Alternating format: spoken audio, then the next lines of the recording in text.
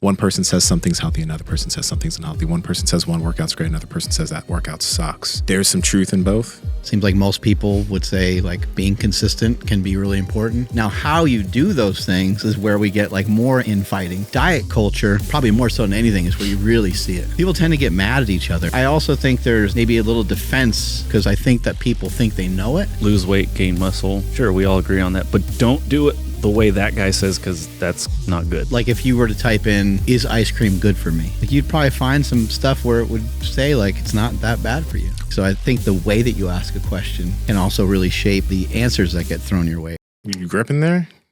Trying to be able to get a better grip on your, Grip it and rip it. Yep. Better grip on life.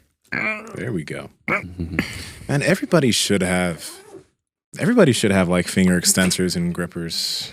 I like on their person, I like those ones that you have right now. It's like a really strong trumpet thingy. Oh yeah. Yeah, that's a beautiful song. Yeah. Like was it Squidward? Nah, he's a clarinet player. Oh, clarinet. There you go. Yeah. He's smooth. Trying to get the ladies. Real smooth. Yeah. This is Pro Hands. You can get on Amazon. That's where I got it. I really like these ones. Have you noticed a difference in doing some of this stuff? 100%. Because like the grip and stuff is stuff you can do every single day. And it's actually funny, in the jiu-jitsu program that's coming out, microdosing hand stuff is like a concept. Because some people will program in hand movements. But I think that if you have like these cheap ass finger extensors at home or at your office, and you have something like this or even these gripper things or whatever, and you're just hitting that each day, your hands will, you can strengthen your hands. Because if you see people that do jiu-jitsu over a long period of time that don't do anything for their hands, like their fingers look so mangled, but you can strengthen those things. Most people are probably kind of fidgety anyway. You're probably sitting there like fiddling around with your pen cap or something anyway. So might as well just like get something like this, and it kind of gets you in your little fidget mode anyway. Andrew actually did something really cool with that. So if you flip that around. Yeah, he had it the other way. Yeah. When you flip it around, like it still has decent resistance, but it's a bit, it's like he mentioned, I think that one's level 3. It's like level 2.5. Yeah. Yeah. It was smart. I just looked at it biomechanically and the direction of resistance and the biomechanics of the human hand. Multiply it by the foot and the hip. Yeah. And you ended up with something. So you end up actually extending 8,000 pounds per finger. I learned something kind of interesting today. Okay. What'd you learn? I worked out with OL, and that's someone that I used to train a long time ago. I trained him from the time he was a kid. Oh, wow. He used to, he's one of the original ST members. He's from way back. Damn. Okay. And we got to work out today. We're pushing the sled and pushing around the tank and stuff like that. And I said, for some reason, when I see like dudes that are kind of rough, I was like, if I see him like on the street, a guy with a tattoo on his neck or someone else that's kind of big, I was like, I get one of these. I get like the big guy, like kind of head nod thing. And he told me what it was for. And it was kind of interesting because I never really thought about it this way. He said that, people just recognize other people in certain ways. And he said they're probably recognizing you as they don't want to fuck with you. And they're kind of giving you props. They're like saying, respect. I might be able to fuck with you, but I don't want to find out. So they go. That's cool. And then you do the opposite, right? When you're trying to like mean no harm, when you go past somebody, when you're trying to like, when you know that the other person might be intimidated or might think a certain thing of you, you go past an older person, right? And you kind of do the same thing. Yeah. Right? I'm not a threat. I just thought that was super interesting. I was like, damn, that's pretty cool. I don't know if it's true or not, but So all these years, what did you think it was? Because it's probably happened to you before, right? I just never knew what it was because I don't know. Just people a lot of times just kind of ignore each other. But I think it's like I don't know, big dudes see big dude and they kind of give them a little heads up. Game recognized game. Yeah, a little what's up. Yeah, no, that's it's very similar to the we're going with this. It's yeah. Do Mexicans do the same shit? I don't think so. No? At least maybe because I get a lot of people that are surprised that I am Mexican. So maybe I don't get that head nod. Yeah. But You get these white people might be safe message. Yeah, because whenever if you're walking through a mall, or like, let's just say that for some reason I'm in Napa, right? This app actually happened a lot in Napa. You go, you see another black person, it's like, keep it moving, right? Because it's like you understand, and we both understand. We see you. We see each other. Yeah. We see you, and this configuration of everything that's going on right now is okay for now. Yeah. But if shit goes down, it's you and I that are going to figure out a way to survive. Dude, man, that happens quick in a quick eye contact. Dude, when I was years ago, when wine tasting was, I used to do that a little bit. There were vineyards where like I'd see maybe there'd be one other, maybe a girl or a guy or whatever, and he'd just always be like, hey, look at us enjoying wine. You know what I mean? Kind of reminds me of like when you have a kid and your kid sees another kid at like the grocery store. Dude, they like stop and they like freeze. Like when your son sees another kid similar age, right? Mm-hmm. And like they just want to play with each other. It's like the Spider-Man. You know the Spider-Man That's exactly meme? what it's like. Yeah, exactly. And it happened quite a bit on Halloween with the Spider-Man costume. My son had one. He didn't wear it because, kids sometimes they get excited to do stuff. And then other times they're like, heck no, I'm not going to do that. And so he wasn't wearing it. But then when like a little kid about his size came up to the door and it's like Spider-Man, he'd wave just to that kid and then didn't care about anybody else. So yeah, that's exactly what it's like. That's funny. Did he have like the Spider-Man costume with the muscles on it and stuff? Yeah, it had the muscles. Maybe that's why he didn't like it. Yeah, because he was like, I don't need this fake stuff. Oh yeah, exactly. Is this a video? What's going on here? Dude, it's ready. I don't know why it does that. Do we have the internet? It's DTS. Oh, it's fake. It's good. Okay. No, it's just whenever I rewind it to the front for some reason, it does that. Let's give you guys some Eddie Murphy classics before we start this. Okay. This is good. I'm afraid of gay people. Petrified. I have nightmares about gay people. I have this nightmare that I go to Hollywood and find out that Mr. T is a I'm about to bleep that a little bit. really, and he be walking up to people going, hey boy. I do remember this now. You look mighty cute in them jeans. Eddie Murphy's the best. Look at that outfit. Yeah, man. Now come on over here and fuck me up the ass. Come on. Yeah. That's the best part about comedy is they go all the way. I'll definitely have to edit a lot of that down. Nah. Sorry. Yeah. It was good. Yeah, I want to be able to monetize today. Sorry. That's true. It's just funny that Mr. T is a bottom in this scenario. Like, I know. That's how great comedians flip it, man. It's so good. oh, God. Mr. T. Eddie Murphy's the best. Why won't he go back on tour or something, right?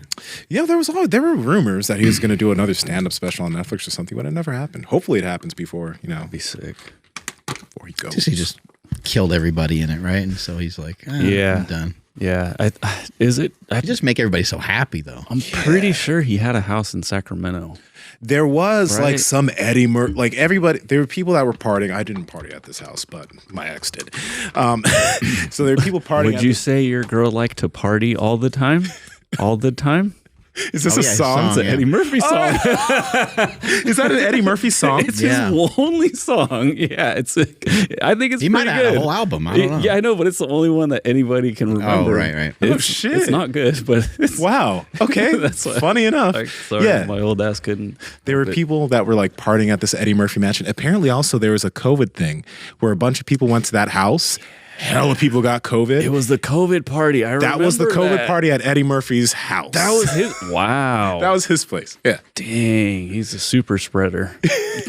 He wasn't there. This thing, Eddie Murphy has not been in that house. It's just the lore. But it's just a of place his- that he owned, apparently. So. Yeah, Weird. that's our Sacramento's claim to fame. Like, hey, Eddie Murphy had a house here once. Right? I know. That's all we got. And that We got could be nothing. misinformation. Yeah, we got nothing.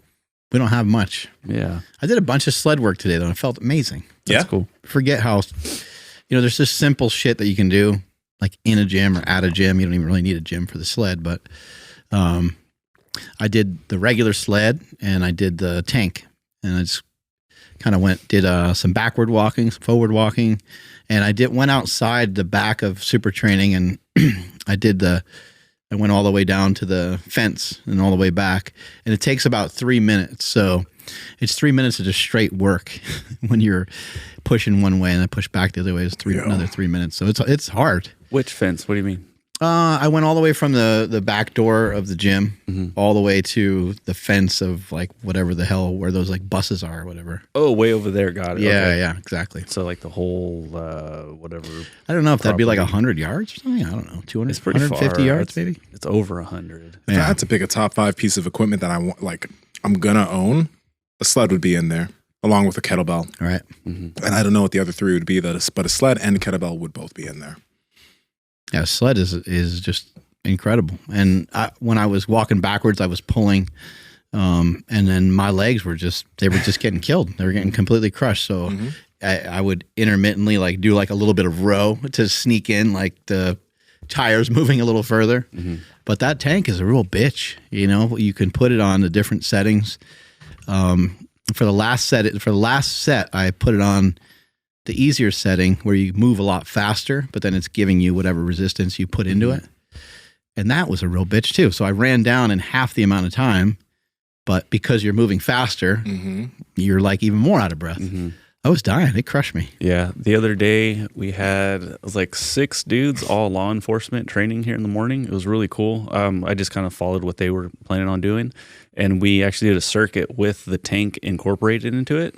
Everybody underestimated the power of the tank because you see it like, okay, this is next to a sled with like 5 plates. Okay, that's going to be the hard one. I'll be able to maybe get a breather on this thing that has wheels, and it just smoked everybody's quads. Like you can't hide from it, you know, like you can't like cheat your way. Like it's just going to always get you. Yeah. And you can get super creative with it. Yeah. Great What do piece you of guys do for like leg training? Like what do you guys do for your legs? Because I don't know. Does it even mess you up? Does it mess you guys up for jujitsu if you train, like if you body build your legs, like or do you guys just train them in a way that doesn't do that? Some people don't think big legs are good for jujitsu. I have big legs and I train my legs. So I don't think that they're bad. But like, for example, putting somebody in a body lock is a little bit harder when your legs are bigger, apparently, right? That's something that Gordon's mentioned. But yeah, I still train my legs. I do a lot of stuff on like the slant board. Unilateral work, so single leg work, but also like slant board squats. I've been doing a lot of horse stance squats, which are really, really good. Kind of like Wide stance, yeah. Very wide stance, but a wide enough stance that'll really help target the adductors and inner thigh.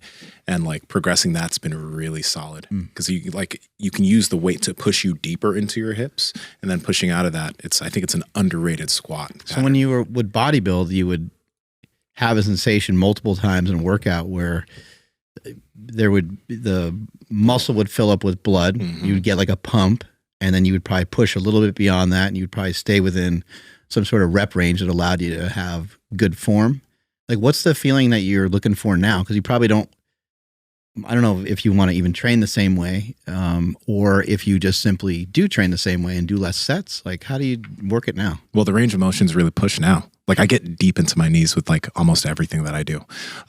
So the sensation I'm looking for is like, I do want to get a pump there. I do want to feel it there, but I want everything I'm doing to be as either low or as deep as I can possibly take it with whatever load I'm doing. So whether it's the horse stance squat, so I can and I don't know if you can pull up a horse stance on YouTube because some people might not know what I'm talking about, but a horse stance squat where you're squatting. Sometimes people are on their toes too, right? It's like a wide sumo stance and they're. I mean, I don't do it on my toes because it's like that's way too unstable and I won't be able to like work with a load there. But I can just like really sink deep into my hips while keeping myself upright. So I'm lengthening the adductors, but I'm also strengthening them. Yeah. Like, oh, I got you. Squatting but not with my knees coming forward as much. I'm pushing the knees outwards as I'm doing it, kind of like what he's doing right there, but with weight. Or when I'm doing like squats on the slant board, I'm trying to get, again, as low as I can and come out of it. And you'll feel a lot of that in your quads, but I'm really pushing the range of motion. I want to be really strong in that really deep range. How is it different than bodybuilding, or is it not different for you? I'm going to compare it to what I was focused on when I was bodybuilding. When I was bodybuilding, I was pushing range of motion, but not like I am now. And I was more so focused on the load I was moving, right? So quality reps, good range of motion. But when I was focusing on bodybuilding, my look at progression wasn't like, oh, how low can I go with this movement, or how's my range of motion? It's like, am I moving more load with a decent range of motion? And my legs would grow. But now, like, I'm looking at movement quality more, and the stimulus more than just the weight being pushed. So like in that example of that movement, you might actually rather than trying more weight or trying like a different tempo and trying to get more of a burn, you might just simply breathe or pull yourself down with your hamstrings more or relax more so you can get better range of motion. I'll try to sink deeper into the range of motion. One thing that's also really different now too is the breathing thing you mentioned. I think that's super important with the way I've lifted before, and probably just like with the loads that you're moving, like I couldn't breathe while lifting. Like I'd have to hold my breath when doing certain things. Now I try to make sure that as I'm doing these movements, I can still create pressure, but I can still breathe while maintaining that intra-abdominal pressure, because you do want to stay braced. But I'm not trying to lift in such a way that doesn't allow me to produce force while not breathing. Because I think that if I can lift while breathing, that actually translates well to grappling. Because you're never going to hold your breath while grappling. How about for yourself, Andrew? Yeah, I'm still doing the like the Brig 20 stuff. For me, jiu-jitsu takes a lot out of me. So I'm not as efficient as, I mean, it's not fair. Nsima's a brown belt, but like someone like Nsima's very efficient with jiu-jitsu. I'm not going to say like compare the two, but like it's like he's kind of going on a stroll while I'm sprinting all out almost, you know? So yeah, it's fair. Like, I mean, Nsima you could bodybuild and it wouldn't have any probably negative impact on what you're currently doing if you wanted to. Me? Yeah. I think so. Yeah. So for me, I just, I have to kind of stay protected. And also, like, if a workout leaves me really sore or leaves me kind of sore, it's going to roll over into jiu-jitsu, and that's going to kind of have a domino effect. So, like, just for squats, though, I still will do cable sissy squats. And oddly enough, the position that I find myself into the most, it's called headquarters. I'm down in that squatted position, so I'm, like, feeling pretty strong in that spot. But what I've started doing is, like, when I come here is I incorporate the stuff that I'll say I should be doing because I don't do it enough. So I should be doing more of it. But the horse stance squat, because I do have like a groin thing going on here, that's something I need to be incorporating a lot more. And Nsima showed me the other day how to do it and, you know, how to progress it and that sort of thing. Also the seated good mornings, the way you showed me, just Nsima had me holding a dumbbell and then, you know, doing a seated good morning that way on a bench. Stuff like that I need to be doing a lot more of. So I incorporate that range of motion stuff while I'm here. And then when I'm at home, I'm just doing strictly bodybuilding, but not so hardcore the way I used to, where like that was my thing. And so I would kind of give that my all. And if I got sore, no big deal, because tomorrow's split's going to be different than today's. So I'm good. Versus actually, shit, like if I find myself in a weird spot, like if I work my triceps or something and like I'm burnt out, it might be hard to get out of side control because my arms are going to be sore. So there's just things that I have to think about now. Does jiu-jitsu make you bigger? Does it help some people gain some muscle mass? If it's jiu-jitsu on its own, I don't think so, because I think most people, if they're only doing jiu-jitsu, they're doing it frequently. And you'll gain, I guess you could gain some muscle, but it's so taxing that I see most people lose body fat and get a little bit smaller over time if it's the only thing that they're doing. Mm-hmm. I think you can get bigger while doing jiu-jitsu, but it's going to be like you got to be doing some calisthenics or you got to be strength training and eating enough. Have either one of you guys gotten any smaller from it that you noticed, or is any of that intentional? For me, I initially when I started jiu-jitsu, I was 260. And now I'm like 250. I've been 250 for the past years, but I've maintained strength training and I've improved in certain aspects of strength training. I would say maybe I'm a tiny bit smaller than I was at peak bodybuilding phase, but the thing is I'm not training for that. And if I did, I could get any small amount of that size back. But my movement ability is better, and I think I'm maybe bigger in certain places. Yeah, I would say for sure it's like revealed muscle a lot better. Like I don't know if I've gained or lost. I would, gun to my head, I would say I'd lost just because I'm not lifting as much as I was before jiu-jitsu. I'm moving a lot and I'm feeling pretty good, but yeah, like, I'm not chasing the pump or anything like that. Like, so you might have lost 10 pounds and maybe 2 of it muscle or something. Yeah. So like, that. What I was going to say is the body fat to muscle ratio has gotten better though, and I mean, you've gained muscle, dude. Like over time, I think you've gained muscle. I don't know, man. I think the combination and just the overall volume, maybe, but I definitely, I think I've lost muscle though. Okay. Yeah. I think it's what Mark said is totally safe to say that like, if it was 10 pounds, that at least 2 are going to be muscle. But I will happily accept that because like I'm eating a lot of food and I feel really good and my body looks pretty good right now. Like like the body that I have right now is what I was chasing when I was doing only aesthetic stuff and trying to chase the physique. You know what I mean? Like if I and I couldn't get that with just lifting. I had to start jiu-jitsu to start melting off the fat and like just moving, like literally just like move more, bro. And it's like, no, I'm just lifting. It's like, no, you need to move. So forcing myself to move because I fell in love with jiu-jitsu has overall like changed my body and made me feel way better. Yeah. Something that's helped me a lot, like with running that I've been messing with recently is I like bodybuilding and I like doing some of the movements. I like the feel of some of it.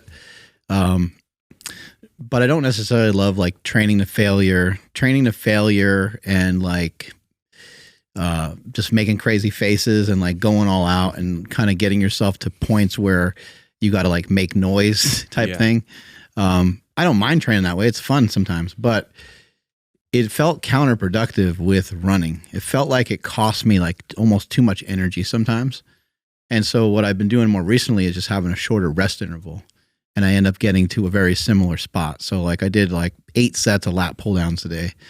And I just did, I don't know, about 90 seconds rest. And by the time I got to set number 3 or so, I already had like some fatigue. So all the reps after 7 or 8 reps, all the reps, are going to be reps that are a little bit more difficult, a little bit more challenging.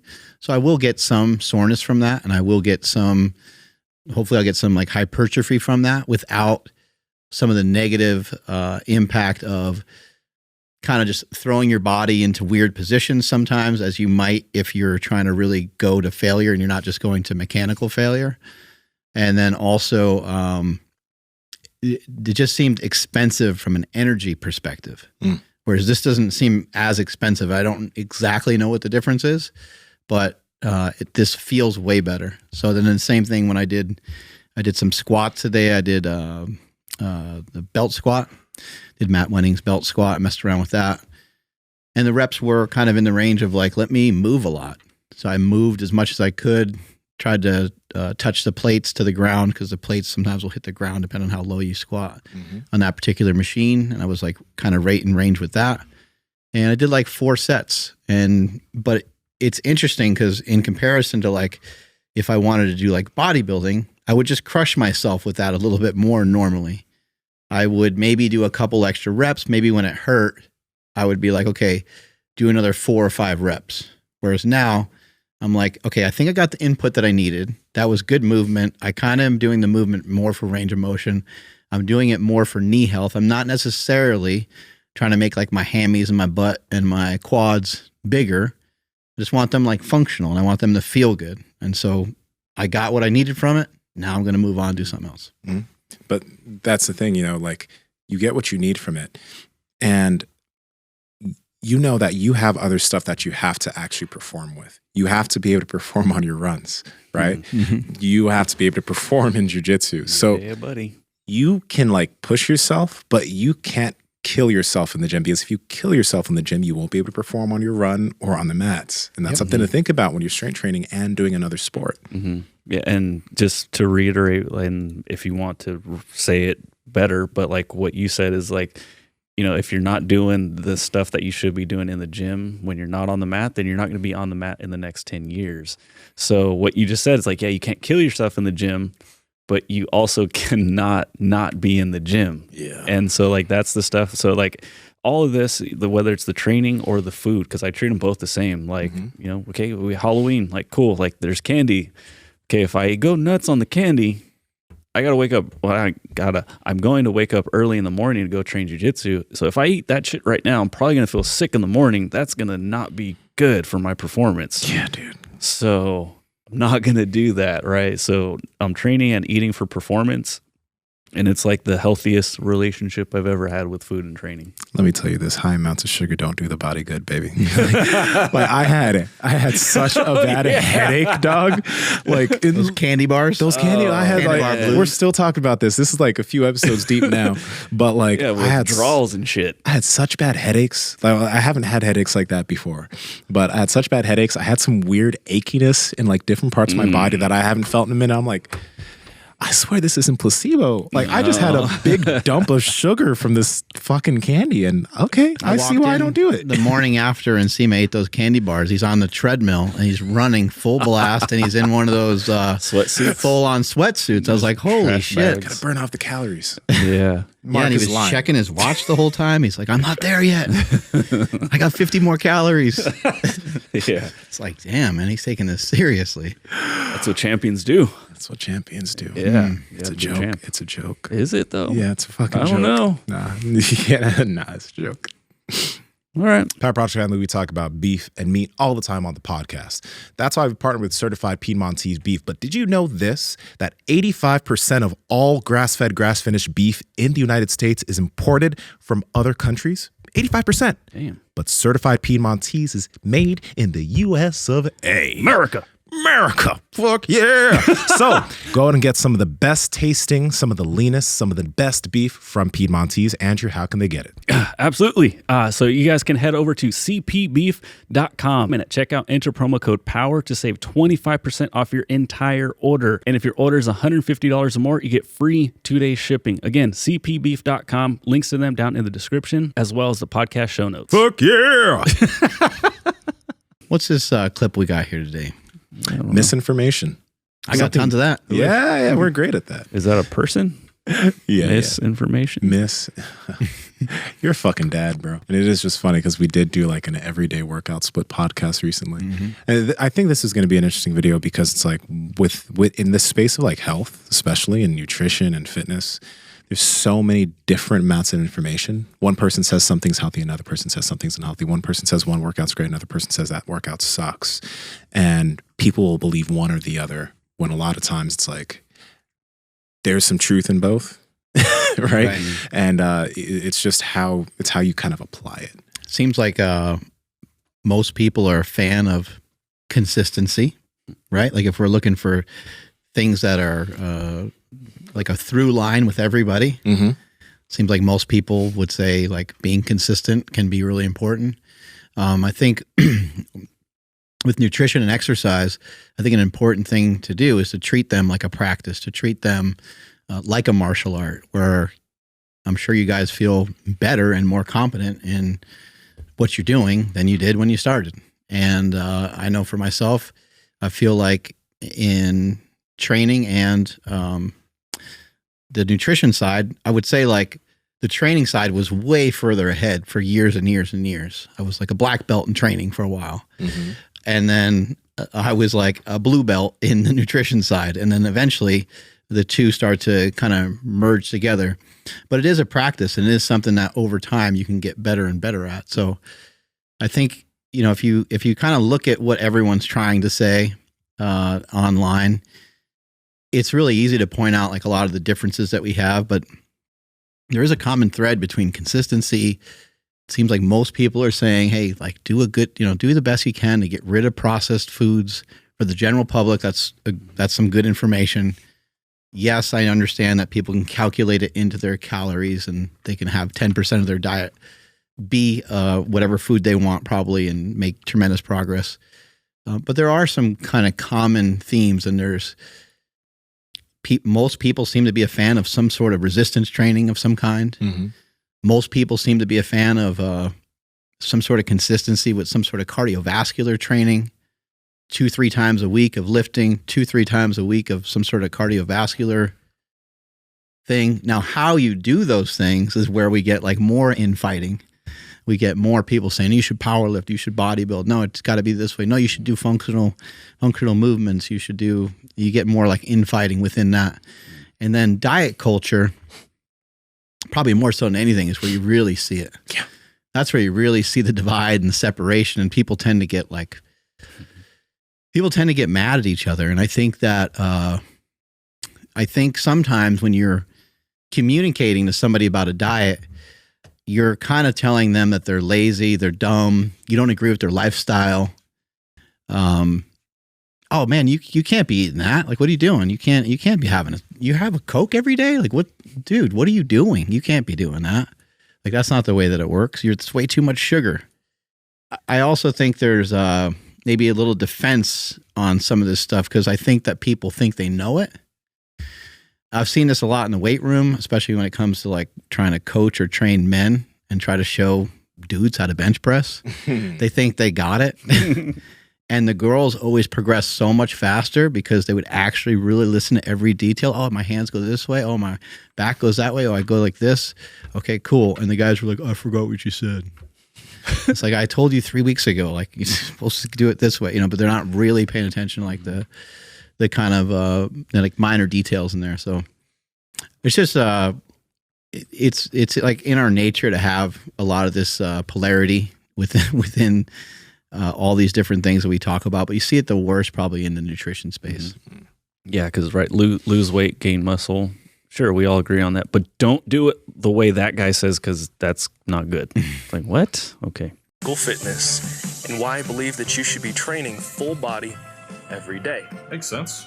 Now, I have made some of my best results, especially getting lean and chiseled, on lifting 2 days a week. I have insane recovery, and my appetite is lower. Okay. The green leafies. Now, these are the ultimate when it comes to building up your immune system. Spinach, kale, constantly in our household. We love them. You got to get them in. Okay. Oxalates are well known to cause kidney stones, joint pain, gut issues. Spinach is so high in oxalates, guys. Do not eat spinach salads. Get this out of your diet. I just Not drank health some fucking food. spinach. Bad for you. Take health foods. All right. This. For every opinion or fact you find online, you can just as easily find its contradiction. Even meaning your that question, the main the way you decision question something is interesting. Like if you, if you were to type in, is ice cream good for me? Like you'd probably find some stuff where it would say like it's not that bad for you. Why is ice cream good for me? Yeah. Why is ice cream good for me? Like, and someone would say, well, it makes you happy, and it's good to get a little sugar in your system, and it does A, B, and C. So I think the way that you ask a question can also really shape the answers that get thrown your way, or the maybe fake answers that get thrown your way. Yeah, the top response is paired with an otherwise healthy diet and exercise regimen, it is unlikely to do much harm. So which is true. Ice cream is totally fine. Yeah. And you can say, see, told you. See. Let's move to, let me edit this. Let's move to 748. Let me see where I can't see shit. Open. It's going to be the TikTok expert.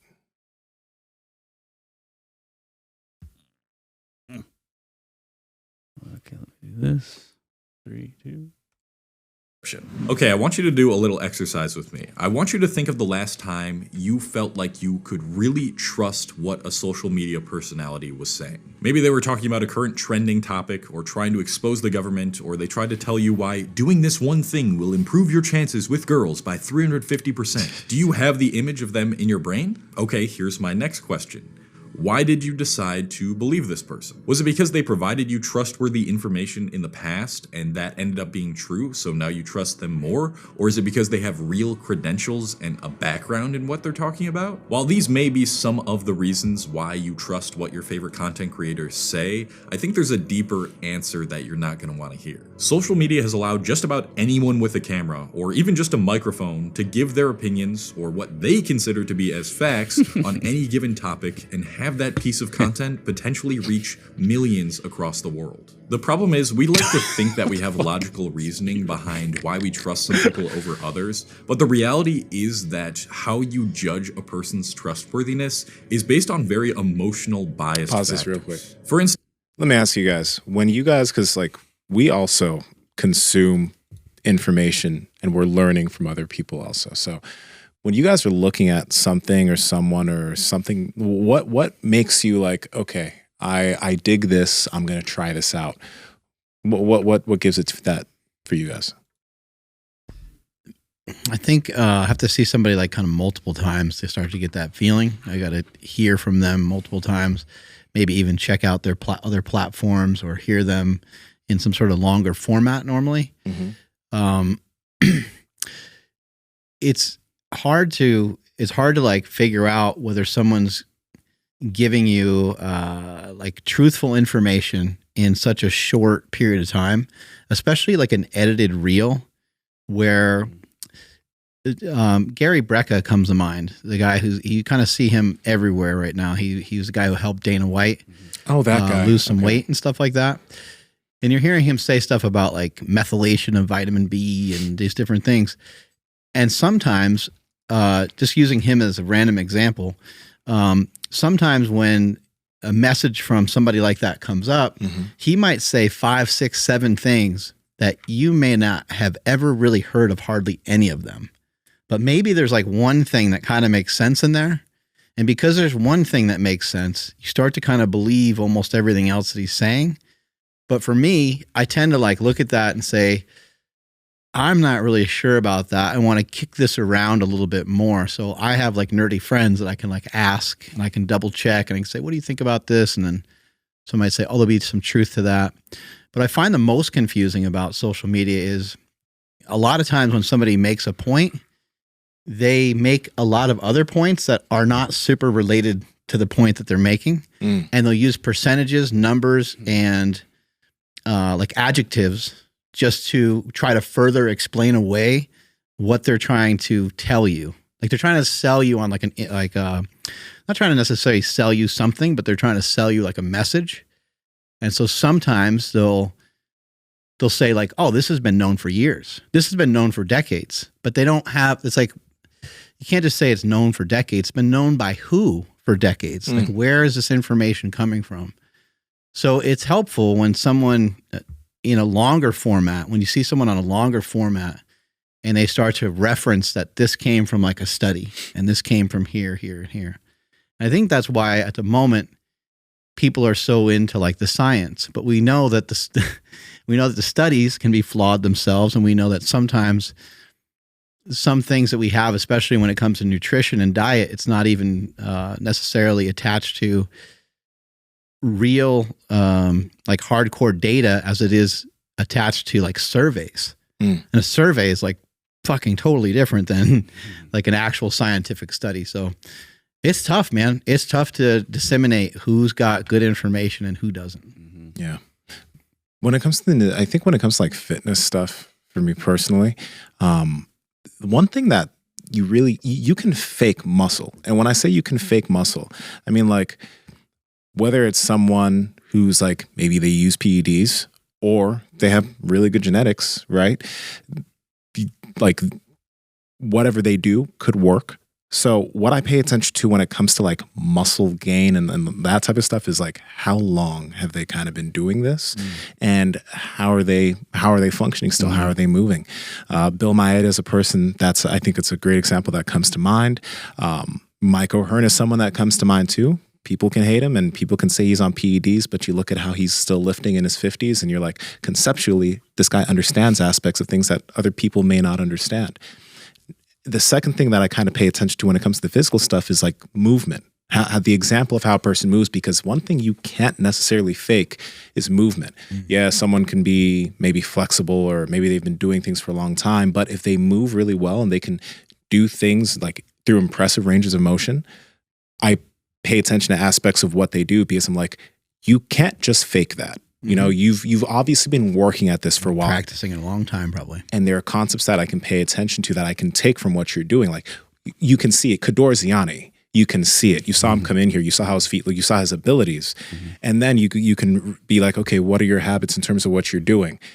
That's the thing I pay attention to. I don't necessarily pay attention to studies when it comes to like muscle or when it comes to like muscle or movement, because as beneficial as that stuff can be, it's not. I don't see it in the real world. You know what I mean? It's better if like someone has applied it and seen benefit of it, and you can see the benefit that they have, because then you can take that and apply it. But I'm not going to be like, oh, a study said that this is the rep range for this, this, and this, and that's what I'm going to apply. I mean, I may try that out and see how my body responds, but that's kind of how I look at things. Experience, and also what they're actually doing. You got someone like Greg Knuckles and Jeff Nippard. Those are guys that actually, they're doing combination of things. They're like practicing what they're talking about. They are also studying it. They will use some science and some information, but they'll also use some of their history of like their own experiences along with their experiences with coaching other people. Yeah. And it's like, once you start to kind of, to me, that starts to build up like some real information that you can really start to, listen in a little closer. You're like, wait a second. The one thing that I think is also hard to fake is passion. So someone could be passionate about like making money, so they could be like fired up to like sell you something. But for the most part, I mean, what Ben Patrick does, you can't hide. Like, Ben Patrick is so fired up and so excited about that stuff. Yeah, man. And we've been around him enough times that we see the way he reacts to what people say about him. When people say things negative about him, he doesn't seem to, he's so positive. He doesn't seem to give a shit. And he very rarely speaks negatively of anybody else. He's focused in and honed in on his craft and what he's doing.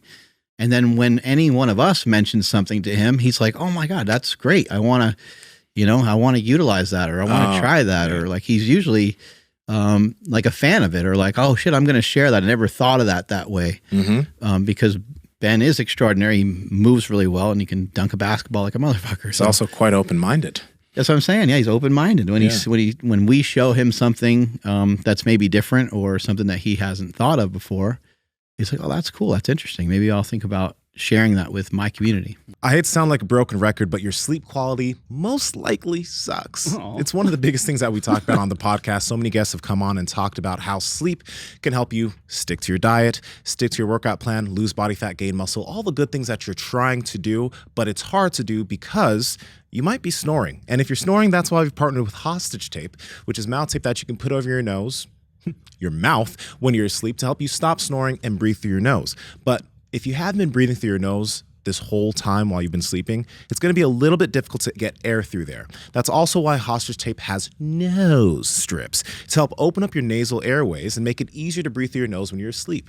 Now, your partner won't be having to fuck with you when you're asleep because you'll be actually breathing through your nose. Andrew, how can they get it? Yes, that's over at hostagetape.com/powerproject, where you guys will receive an entire year's supply of nasal strips and mouth tape, all for less than $1 a night. Again, that's at hostagetape.com/powerproject. Links in the description, as well as the podcast show notes. For instance, let's say you're trying to learn how to build muscle and you look up how to start lifting weights as a beginner on YouTube. The first couple search results offer a guy who's not too good looking, has minimal muscle himself, and his thumbnail isn't really colorful or clickable. But when you scroll down to the third option, you see a massive dude who is highly attractive both in the body and in the face. Yeah. But how did that first guy get ranked? Not only that, but it had 0 views. No views, 6 There's hours. some fuckery going on because he also searched something differently. Okay. He searched something differently from what he said, and then, I don't know. It just, there's something weird going on there. That wouldn't be the top video. There's some cinematography and cinematics and effects and smoke and mirrors going on. But even so, like his point. If his point is made. Yeah, if you're famous, if there's a famous person in the picture, that's going to probably get clicked on. Oh yeah, it's got like Vin Diesel, The Rock, or something. Sam Sulek. How to how to get tons of muscle, and it's an image of Sam Sulek. People are gonna check it out, right? And so there's a lot of that shit going on. And then also, just if somebody is just high ranking in YouTube anyway, like they're just a high level YouTuber, they're going to be able to get a lot of people. I mean, I don't know if Mr. Beast has done this, but if he put out a video about how he's lost weight, we just have millions and millions of views. Like he would be able to get ranked really high because people have kind of noticed that he's gone the more fitnessy route lately. And you end up clicking on that one and trusting him more. This is a prime example of the halo effect, a cognitive bias which states that a single trait or characteristic of a person will positively or negatively influence our feelings or opinions in another area related to that person. Pause this. In this This is a difficult one, man. Listening to the fat personal trainer or listening to the guy that's been injured a million times about rehab and rehabilitation for injuries. I'm not, you know, it's like, but no one's perfect. Like there's not going to be a person that you can like be like, oh, this is the guy to listen to for all these different things. I even heard listening to Alan Watts one time was really funny. He was saying that sometimes people would get too close to a monk and they would find out that the monk smoked cigarettes and they would find out the monk is like screaming at his girlfriend on the phone. The monk has a girlfriend? Exactly. Right. Exactly. You know, and so, but like, you know, sometimes with some of these people, it does make it tough. I remember Charles Poliquin saying that he couldn't get he would go into like these NHL locker rooms and stuff and he would try to get people to listen to him and no one would listen to him. He's like a jacked, kind of short, you know, guy. And most of the hockey players are pretty big and pretty tall. And so he started doing seminars or when he went to talk to him, he would do it in a tank top and they all listened to him. He's got these massive arms, veins popping through the arms. So it's like these things matter, or whether someone has a PhD, these things register with people and they make a difference. There's an aspect of showing your work. I mean, I don't think that's everything because like I said, you can fake muscle. It's not like the muscle's fake, but like you like guys can do stupid shit, right? And gain a lot of muscle and their information could be garbage, but there's, you know, there is a level of show me your work. I want to see either what you've done for yourself or what other people have gained from your information. It's important. Yeah, I mean, like, and also like it just depends the time it captures you. So like Tony Robbins back in the day, like you couldn't pay me to listen to him, and then one day it just clicked, and all of a sudden I'm like consuming everything. I'm like, oh, this guy's. Have you guys heard of this guy? You know, it's like, well, no, duh. Yeah, you changed a lot, right? Right, Yeah. and then so like similar to like this video that he has put up here. When I first started lifting and stuff, I would be more inclined to watch that video than the one that he showed before where the dude's already all jacked, because I'd be like, oh, I kind of look like that guy on the left right now, and it would be cool to look like the guy on the right. So like I would be more drawn to that, kind of like what you were saying, Nsima, like show me the journey. Like, oh, you were jacked when you were 17 and you're jacked when you're 27. Like, okay, that's cool and all, but I don't think I can learn from you because I'm not the same person. You know, like obviously we're different, but like I didn't have the same path that you did. But this guy that he showed on screen, I'd be like, oh shit, let me see what you got going on, because maybe I can learn from you because we're more similar. Who knows more about marriage? Dr. Phil, who's been married 5 times, or the guy that's been married for 50 years? It's hard to say, you know, like, you know, Dr. Phil sounds like he had, I mean, first of all, he's a doctor. He seems like he's communicated with hundreds of thousands of people. Yeah. So he probably does have a lot of amazing information. But just in general, like the guy that's been divorced a handful of times, or the guy that's been married for 50 years, I would say they both probably have great information. It would be hard to probably differentiate on which one you should listen to more. But I would hope that the guy that's been divorced 5 times has learned something. But I think your point there is really good. Like I think that's where it's like your information shouldn't come from a single source. If you're getting information about something, you should probably look at what quite a few people are doing that might be doing slightly different things, and then come up with like what you might do. You can take something from someone, you can, but especially when it comes to the nutrition side of things, because when it comes to exercise, you can fuck with something that one person does for a while, okay? But like when it comes to nutrition and saying this food is bad or meat is bad or whatever, you probably want to kind of listen to a few pieces of information before you're like, this is what I'm going to do for the next 2 years or some shit. Or say, this is what I believe. Listening to like a billionaire versus listening to somebody that's been in prison. It's like, shit, there's a lot to learn from both. Oh, yeah. There's a lot to learn from both. You're going to learn information that you can't learn from people that haven't probably experienced those things, since they're different, right? Yeah, it's hard, but do your best to try to be unbiased with trying to find that information. So like what you were saying, Nsima, like we'll just say, oh, I want to learn more about the carnivore diet. And then all of a sudden you search for reasons why the carnivore diet's a terrible idea. Oh, yeah. And all of a sudden now that's in your feed and you're just like, oh, I'm never like, that's dumb. Thank goodness I dodged a bullet. Your second or third video is like Lane Norton. That's what I mean, you know, like, so like try to be unbiased with that intake of information, because you could easily talk yourself out of everything. 100%. Which is kind of like how he started the video, and then also the biased Google searches and stuff. It's hard, but yeah, be as unbiased as possible. Example, it very well could have been the case that the guy who wasn't too good looking, didn't have a lot of muscle, and had a lousy thumbnail had exponentially better fitness advice than the roided out dude with the optimized thumbnail. But our brain used its bias towards someone who looks like they know what they're talking about to assume that this person must have better fitness advice than everyone else. This halo effect isn't new. Since human beings have existed, and almost all mammals for that matter, we tend to put more trust and faith in someone who is more attractive or looks like they know what they're talking about. As another example, think about how we tend to find a guy with glasses, a sweater vest, and a mountain of books next to him as more trustworthy on topics related to philosophy and literature. But what is new about this phenomenon is just how much social media amplifies our biases and promotes the things that appeal to our emotions, which then leads to a lot more misinformation. If you can simply just play the part of someone who looks like they could be trusted in a given area, whether that's trying to make yourself look attractive, look more professional, or transform your appearance in a way that we associate trustworthiness to in a given field,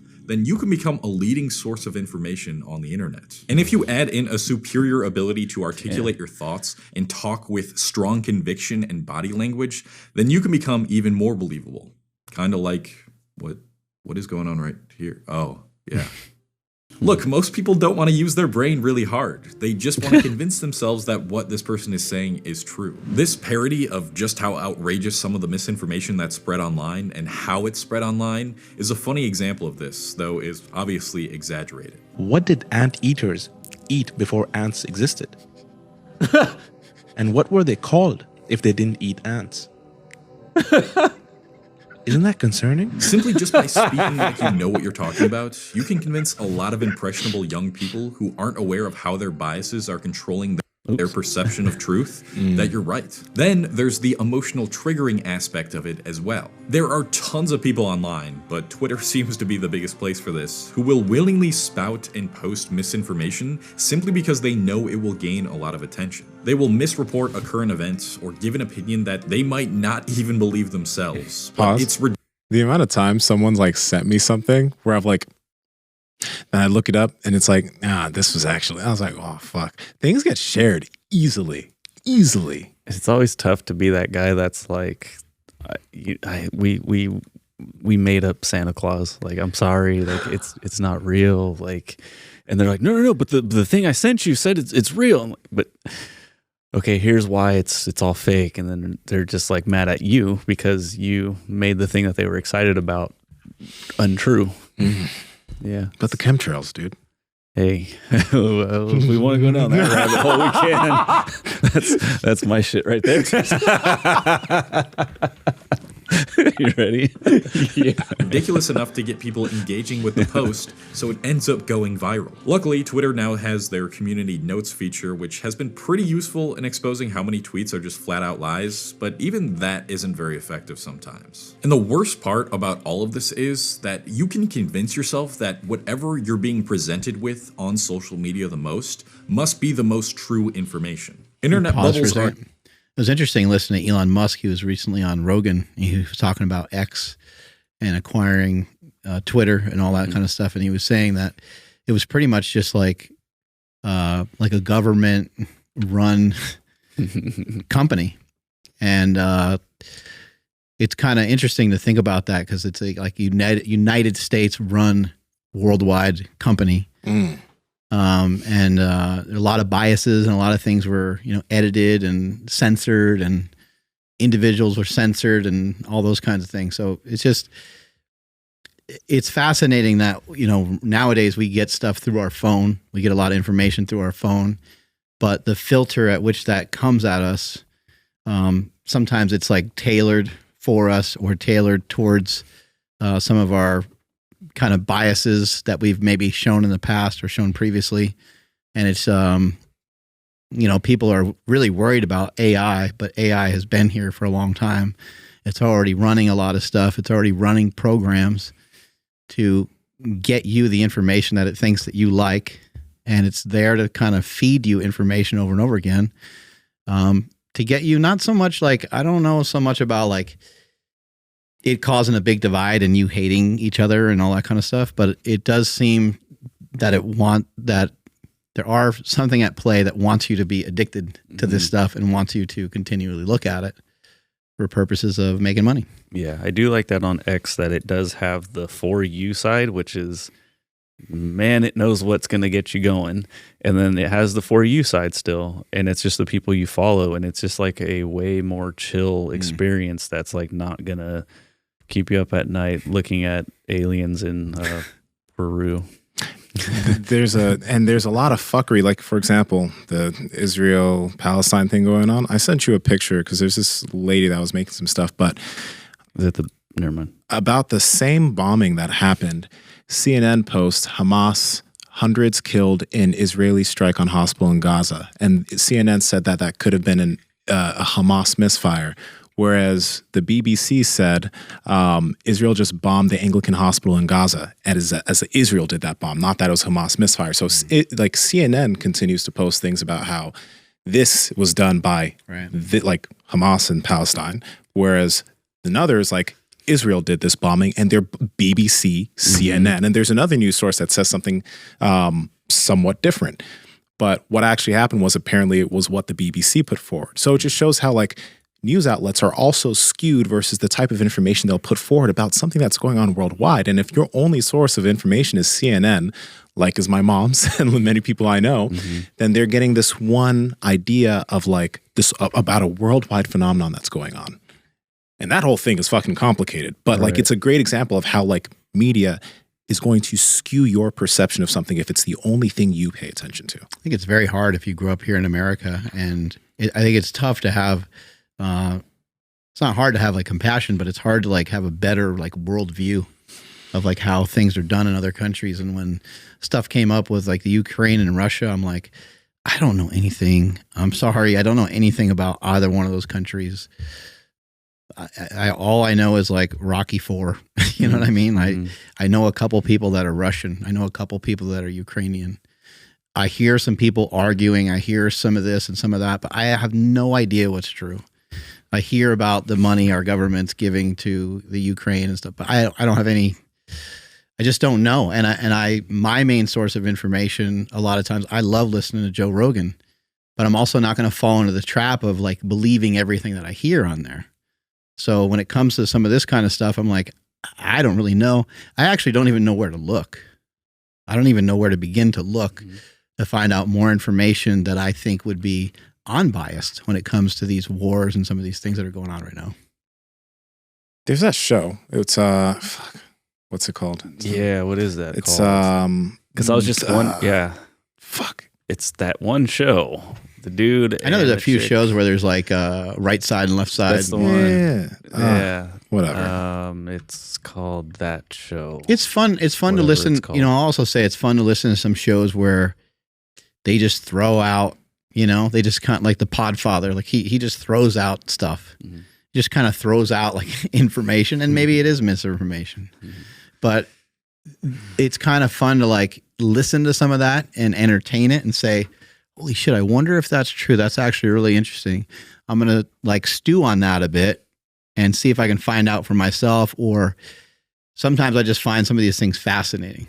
Not necessarily like what happened with Matthew Perry. Like there's people that are like, oh, he got vaxxed and so forth. Who the hell knows? It's hard to really say, but is it worthwhile to examine and to figure out how the guy died? I think so. Yeah.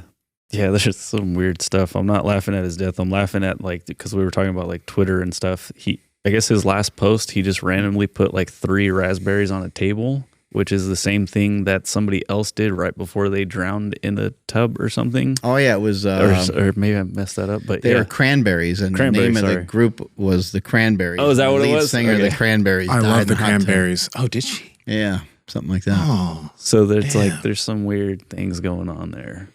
Well, that's some shit. I think there's always weird things when somebody dies. Yeah, but it just so happens that he was a celebrity, and it was He was saying he's Batman and stuff. I don't know. Yeah, and it was sad / cute because my daughter loves Friends, and so when she found out, she like starts crying, but not like bawling, but like as she's reading it, like tears start coming out. And it's like, oh, boo, I'm sorry. But, Chandler Bing was one of the funniest on that show. yeah, ready to keep going, or Yeah, let's keep going.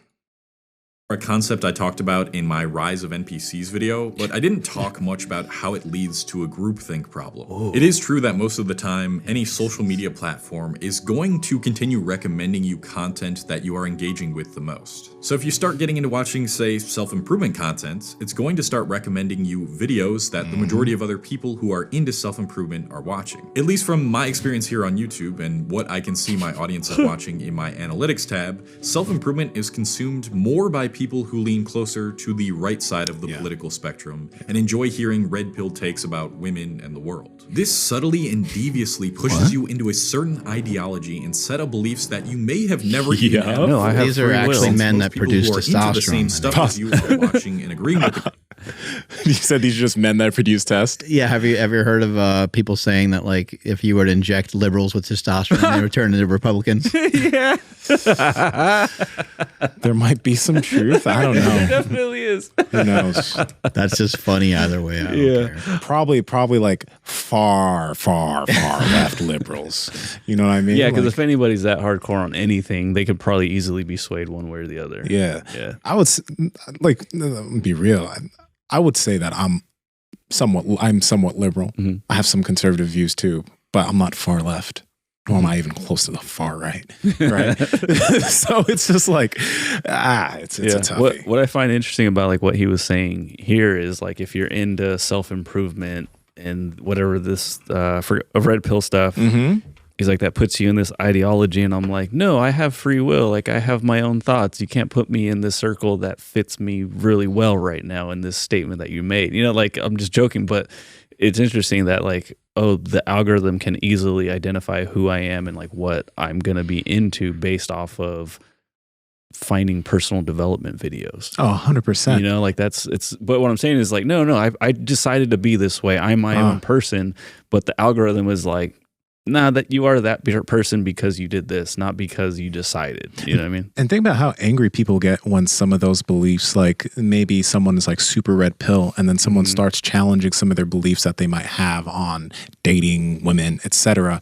There's this visceral like, fuck you. That's not true. That's not real, right? So you really have to, if you want to have a more even take or approach on something, you have to go out of your way to search for it because it's not going to hit you. It's not going to hit your algorithm. Yeah. And if it does, you ain't going to click that fucking video because fuck those bitches. Yeah. You know what I mean? Yeah, they need testosterone. So yeah, it gets tough. You can only be so creative. You can only think like you literally can't think outside the box. You're always in the box, no matter what you do. Yeah, because you can't think outside of the box because you don't even know that there's a box. You're thinking outside of grim. But if you don't even know that there's a box, how can you think outside of it? You're thinking outside of your own box. You think you are, yeah, but you're not getting outside of any real box. Yeah, that's the You're stuck in annoying there. part. Yeah, that's what's frustrating me about this still right here is like, no matter if you try, you can't get out of this matrix. Yeah, it's against the real world. Talk to people. The content, then you subconsciously start to say to yourself, this is the way I should be thinking. This is how social media has exacerbated tribalism or an us versus them mentality throughout society. When It you is us identify with versus a them, certain right? group Yeah, it online, most people tend to prioritize the interests of the group over the interests of others, and even go so far as to do things that would be harmful to those outside of the group. And when that happens, our shared humanity collapses or becomes irrelevant, and anything that contradicts what is true and right within your group immediately. I think when I was a kid, it was more of an us versus them mentality. And I don't think things were collapsed. What do you mean? And yeah, people in America were less compassionate towards, I would say maybe in general, but like people were less compassionate in America about what was going on in the rest of the world. And it was a us versus them. I mean, even again, back to Rocky IV. Right. American versus the Russians, the Cold War, right? Yeah. I think people used to be like, fuck Russia, fuck them. It's better them than us, kind of, you know? And I don't think that caused a divide in this country. I think I mean, if anything, it might have been helpful. I don't know. Do you know what I'm talking about? Yeah, I do. I think outside power. Yeah, I think you are on something, but I think there just wasn't the communication that was available that is today. Of course. So like we didn't get live footage of other wars, going down, and then selectively didn't get footage of other wars that were going on. Like the song "We Are the World." You ever see that? Yeah, I think that's what it's called. Yeah, they made a couple versions of it. Yeah, it's like that. The main song, one with Marvin Gaye and yeah, Michael Jackson and everything. Everybody, yeah. That song fell very flat. I think. Like I don't think it like it probably did fine here in the United States, but I don't think anyone believed in it. If a song like that came out now, it would hit better because we are more attached because we have the internet. We have one form of media that has pulled everybody sort of together for better or worse. I don't know if it's good. It doesn't appear like it's good, but maybe it is. Mm-hmm. Yeah. I understand what you're saying in terms of like, there's most likely less nationalism now. Like there are people who still like obviously love America. I mean, America, I love America too. But with seeing what goes on in so many other places, and then seeing it's maybe too hard to even think about the way that they think in other countries. It's so different than here. There's that, and then there's even the mistrust of the government. Now, like there's always been people who have mistrusted the government, but nowadays, the level of governmental distrust, especially after 2020 and so many other things, it's like there's a little bit less patriotism now than maybe there used to be, and it's going to be hard. I don't think it's even possible to get that level of patriotism back. Yeah, I think it would be nice to think of the world, like if everybody thought of the world as their community, that would be cool. If you picked up the trash in like whatever state you're in or wherever you're at, like because you saw it on the sidewalk and you're like, this is where we all live. But people don't really think that way. Maybe the younger kids will, like maybe our youth will, and that's kind of cool. But I still don't really know what that will do because the ideologies they live behind in other countries are so different than here that I don't think it can be communicated upon. I think that's what war is. War is like lack of communication. You can't talk it out anymore. You can't have a discussion anymore. And you have to say, hey, you can't invade that country or you can't do this. I disagree with what you're doing. Hey, I disagree with, like, how many times are you going to say it before you end up probably in some sort of fight over it, Yeah. And then the patriotism I believe it's there. It's just shifted in a different way. So, thinking about dudes like Tim Kennedy, right? Who loves America more than Tim Kennedy? 100%. But he will say things about like 2020 and stuff. But he'll also like go save Americans in other countries, but then come back and be like, "We're not doing things right," or it may be. I don't want to put words in his mouth, or because I can't quote him exactly. But he will have disagreements with things that are going on right now. That doesn't mean that he's not patriotic, right? Like because he is America, right? So that patriotism is still there. It's just now people kind of woke up. I hate to use that term because it is kind of like a trigger word, I guess. But the trust is definitely lost. But that doesn't mean that they're necessarily not in love with America. It's just like, hey, maybe we do want to get it back to the way things were. That like the time that you described, Mark, like. When? I'm joking. Yeah, well, not that far back. I'm talking about like Rocky, all right? What time? Yeah, no. Not those times. Not at all. Heck no. But, I mean, like when it was when baseball was great. Just before the internet. You see? When football had good guys running on the field. Guys that just came back from World War II. Yeah, good old American boys. That just ate a boatload of wings. Yeah. Corn feds. We talked to countless professionals on the podcast about the importance of having strong feet, and chances are that wearing narrow toe box shoes has weakened your feet and your toes don't function the way they should. Sucks, bro. Yeah, that's why we've partnered with Palooza, and they're the first casual wide toe box 5-finger shoe that you can wear running in the gym, literally anywhere. But the benefit of these shoes is that as you stick your feet in and your little toesy woesies start to get a little bit of spacey waisies, your feet will start to function the way they should because your toes will slowly start to widen out and your feet will no longer be this blobby little cast that they probably are right now. Andrew, how can they get them? Yeah, time to spread them cheeks. I mean toes. Head over to peluva.com/power project. That's PELUVA.com/power project. And at checkout, enter promo code power project 15 to save 15% off. Again, that's at peluva.com/power project. Links in the description as well as the podcast show notes. They got tons of them. Check them out. Let's get on with this video before I say something stupid. Immediately gets labeled as untrustworthy. In other words, anything that challenges your identity or the identity of the group cannot be trusted. I've experienced firsthand just how much a tribalist mentality can make a more nuanced person be perceived as untrustworthy. Because I'm in this self-improvement space, and like I talked about before, most people in here are more right-leaning on the political spectrum. He suddenly got black. They assume that Pause this real quick. You know that couch? You know that couch picture with the little white girl and all the black guys behind? He kind of looks like that dude.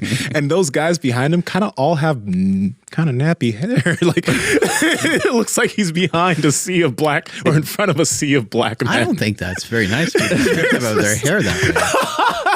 They're all front facing, just kind of pushing it out. It just looks, kind of ruffled. If I want to ruffled sounds better, yeah. Just be careful if you ever use the word nappy. No, I'm not ever going to use it. That's a good call. That's just a good call. Yeah, I'll call you if I'm going to say anything or do anything. Can I say this to Nsima? Real question. Can we use the term wavy?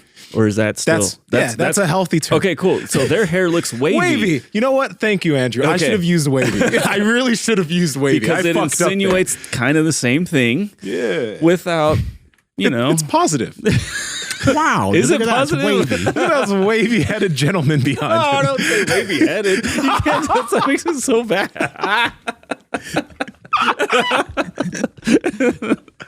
Fuck. On with the video. Must be conservative or Republican and have exclusively right-leaning political beliefs. So when I start to talk about things in a more left-leaning liberal manner, such as challenging traditional masculinity, or in other words, when I have a less polarizing mix of political and self-improvement beliefs, those in the online tribe of self-improvement whose views are exclusively polarizing start to trust me less and get very angry and upset with me. And it makes sense because I've challenged their confirmation bias towards what they consider to be true, and I've challenged the online tribe of self-improvement groupthink as a whole. Think of how you might be guilty of this as well. How many times have you completely written off a piece of content's advice or presentation simply because it didn't match with the online tribe you most closely resonate with? How many times have you felt a creator was untrustworthy because they started to be more nuanced with their takes and consider perspectives from both sides? This way of thinking and acting towards creators is just as problematic as believing any creator who acts and looks like they know what they're talking about. If we really want to get closer to working together and trusting each other as an entire species more,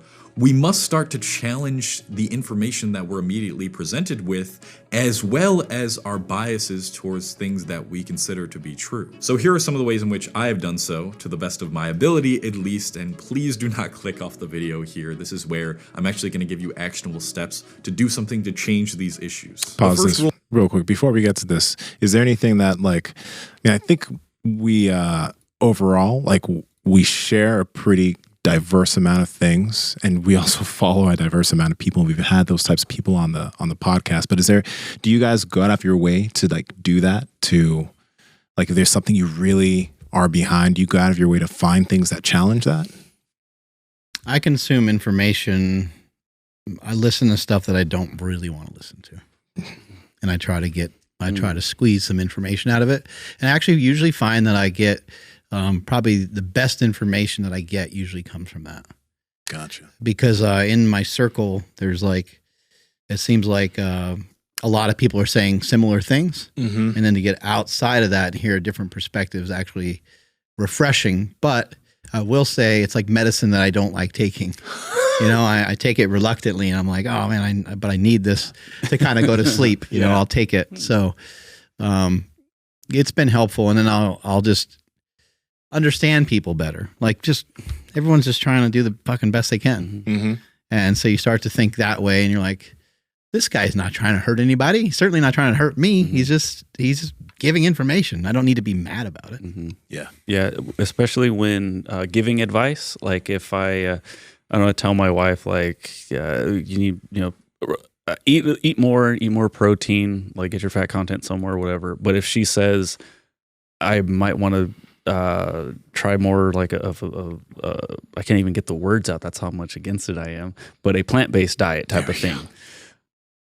Initially, I might be like, "Don't fucking do that," you know. Andrew, why is your ring not on your finger? Right? Yeah, that's what I'm saying. So, but in that delivery now, instead of being like, "No, don't do that," I would change the delivery and ask questions and figure out why, and then take that question and then go figure that answer out. Mm-hmm. That's a really easy one to like pick out there. But like anytime something like that happens where it's like against what I would advise, I don't say, no, don't do that. That sounds dumb. I kind of try to figure things out like we talk about on the podcast, or I might drop you guys a text and be like, hey, what do you think about this and that? And then you guys are my best source of information. So that's, and then to answer your question earlier, like, how do I get my information? It's like, usually if somebody that I trust, you guys, sends me a video of somebody, they get like a bump to the front of the line as far as like who's in my feed now. Mm-hmm. So that's like what I do is I find somebody I trust, they give me something, that gives them a pass to at least give them an opportunity to see if the information's good. Yeah. But going back to this now question is, I will take on questions, and then if it's against something that I believe in, then I will go figure out if that has some merit to it, instead of before where it's like, no, just eat 10 eggs. You know what I mean? Like stuff like that. Yeah. That's good. That's good. Cool. Yeah. Cause we are all different. We're all freaking humans usually.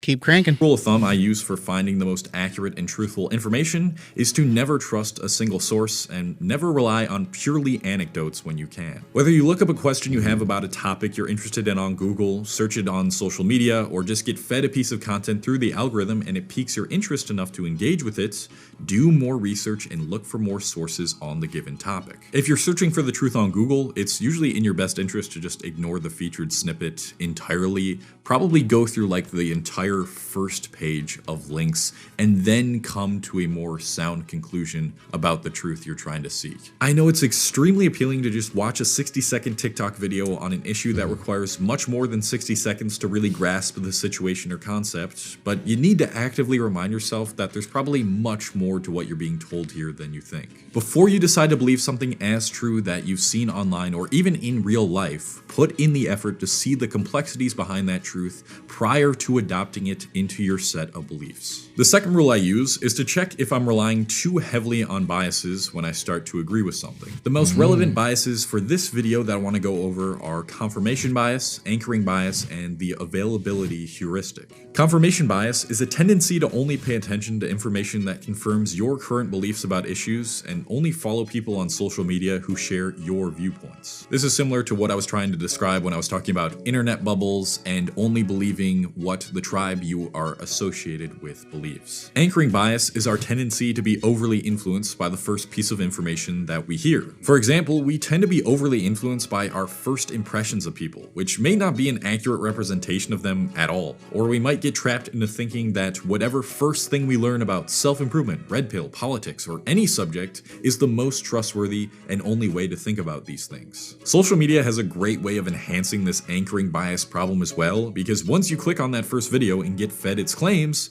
the algorithm's gonna start pumping similar videos, thereby having you become overly influenced by only that particular type of content. And the availability heuristic is the tendency to overestimate the probability of something happening based on how many examples readily come to mind. For example, you might believe that women are more untrustworthy than they actually are because you've recently been consuming tons of content related to female nature, and this content is only highlighting examples of how women have cheated and how many marriages have failed. So you can kind of see how all these biases blend and influence one another to create this misinformation cocktail in your brain. There's a ton of other biases that are negatively influencing your ability to think clearly, so if you want a whole list of cognitive biases, I've left a link in the description for you to do more research on those things. But to combat the biases we just went over, I use the third rule. Check to see what the other side is saying. I'll admit, I used to frequently get caught in the bias of thinking thinking that anything that goes against the belief that veganism is the healthiest human diet is wrong. And for a long time, I see this now, I wouldn't consume any content opposed to that belief, being plant-based myself. But I think the biggest turning point for me was when I started to see people who consume a plant-based diet themselves start to debunk some of the points made in the Netflix documentary, What the Health. It was clear that the documentary made some really bold claims, like saying that eating an egg a day is as bad for your life expectancy. Even that, the Blue Zone, did you guys end up watching that Blue Zones documentary on Netflix?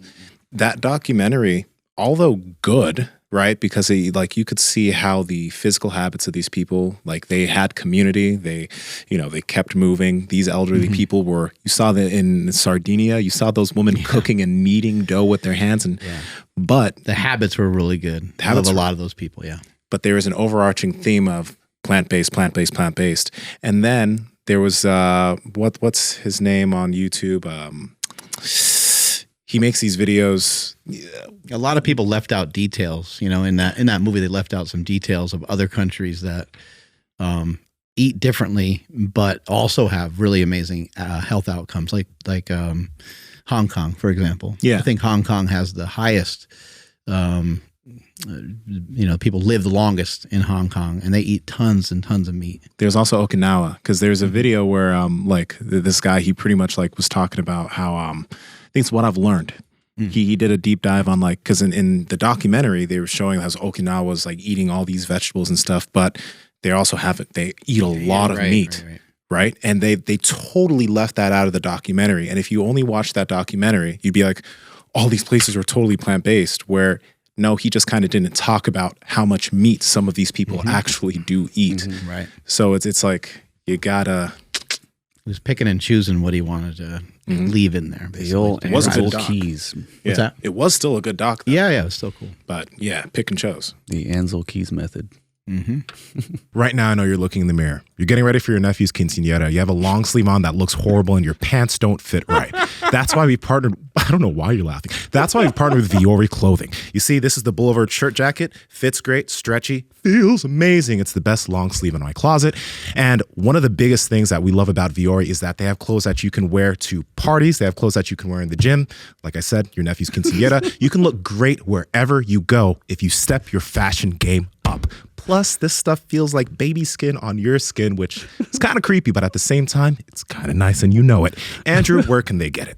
Yes, you guys got to head over to viore.com/power project. That's VUORI.com/power project to automatically receive 20% off your order. Links to them down in the description as well as the podcast show notes. As smoking 5 cigarettes. I'd never really thought about eggs much. I just thought of them as a standard part of a healthy diet. But then I found a study suggesting that eating just 1 egg a day can be as bad as smoking 5 cigarettes per day for life expectancy.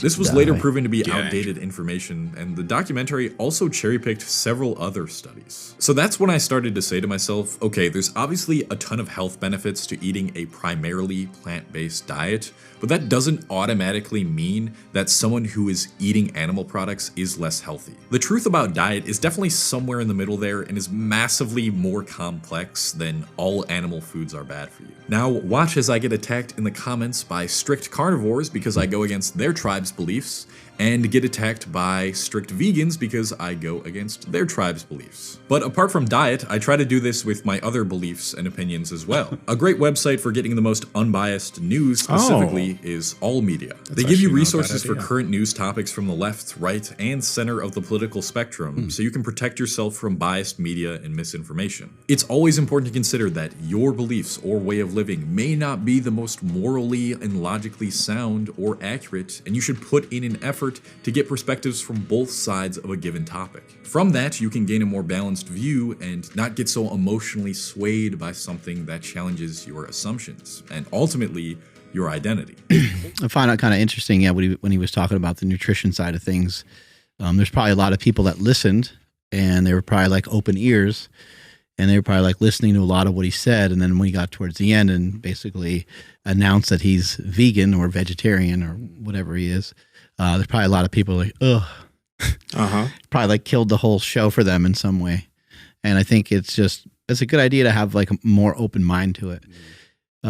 Regardless of his own beliefs on his diet, That doesn't make everything else that he said irrelevant.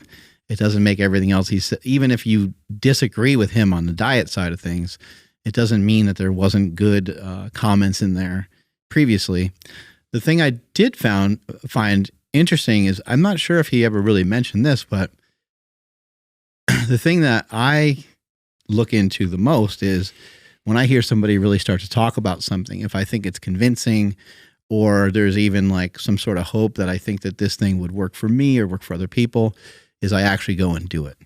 You actually go and try it. And so I don't know if that was something that he left out or wasn't thinking of that particular thing, but because we're dealing a lot with like the physical, normally I want to like try stuff. Yeah. Now, admittedly, I have never tried a vegan diet, but I never thought about a vegan diet enough I've never been convinced that would be a good idea for me to mess with in the first place. If I did think it was a decent idea for me to try, then I would do it. I would give it a go and give it a shot and see what it would do for me. But the things that you think could be valuable, rather than sitting there and being like, well, I don't know if the guy said enough science. I don't know if the guy's ripped enough for me. I don't know if the guy's strong enough. Rather than thinking all those things, just go and fucking try it.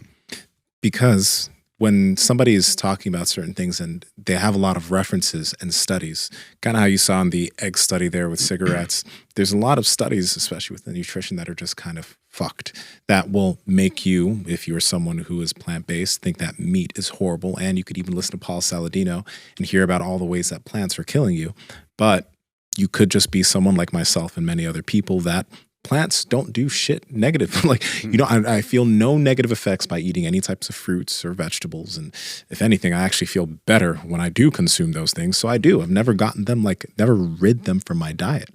But for some people, when you try and eat some of these things, you get negative effects. So maybe it's something that you as an individual need to be careful with. That's why it is important. Like, try some of these things out, try some of these nutritional things out, try some of these physical things out, and kind of see how it's going to help you out or not.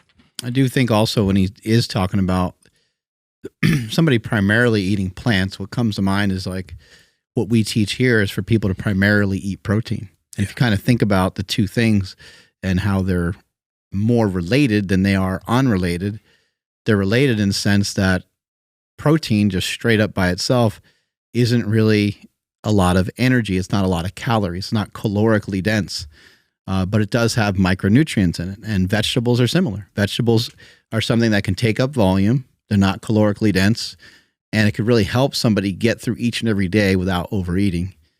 And I would say that that's like half the battle. And that's why we can't figure out what's an optimal diet, is because one of the more optimal things you can do is just not overeat. Mm-hmm. It's like pretty much that simple. Don't overeat, and obviously you can't be like undernourished, but it's kind of hard to do that here in the United States. It's very hard. Strength is never weakness. Weakness is never strength. Catch you guys later. Bye. If you enjoyed this episode, which I know you did because you got this far, then click this one right here because you'll enjoy this one just as much. And if you're choosing to still listen to me currently, as I'm telling you to go over here and watch this video, well, hey, that just means you like the sound of my voice. And, well, I'll just keep seducing you right here.